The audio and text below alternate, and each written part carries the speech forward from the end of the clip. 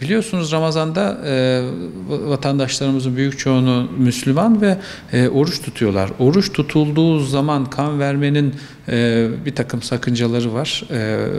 Oruçluyken kanı vermek insanların tansiyonunu biraz daha fazla düşürebiliyor. İnsanlara zarar gelmemesi açısından da oruçluyken biz insanlardan kan almayı erteliyoruz.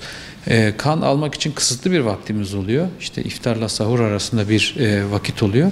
O zaman da kan vermek isteyen kan bağışçılarımızın durumu, bunları düşündüğümüz zaman kan bağışı gerçekten azalıyor Ramazan ayında.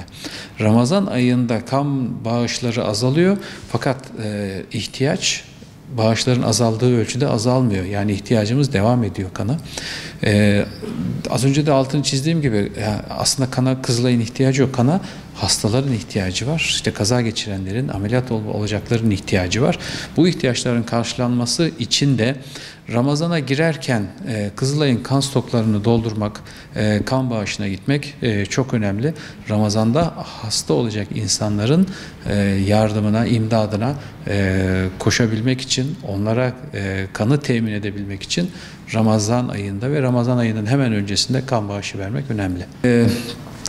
Kanı bağışlamak istemeyen vatandaşlar aslında şöyle düşünsek nasıl olur? Ben kan bağışlamak istemiyorum. Yarın kana ihtiyacın oldu. Sen kanı bağışlamadın, stokta kan yok, yarın kana ihtiyacın oldu. Kan üretilebilen bir madde değil. Bir fabrikası kurulup işte bir üretim tezgahına verip de bana kan üretir misin diye soracağımız bir şey yok. Kanın elde edilebilecek tek kaynağı insan. Tek kaynak insan olduğu için herhangi bir ihtiyaç durumunda başvurabileceğimiz kaynakta insan.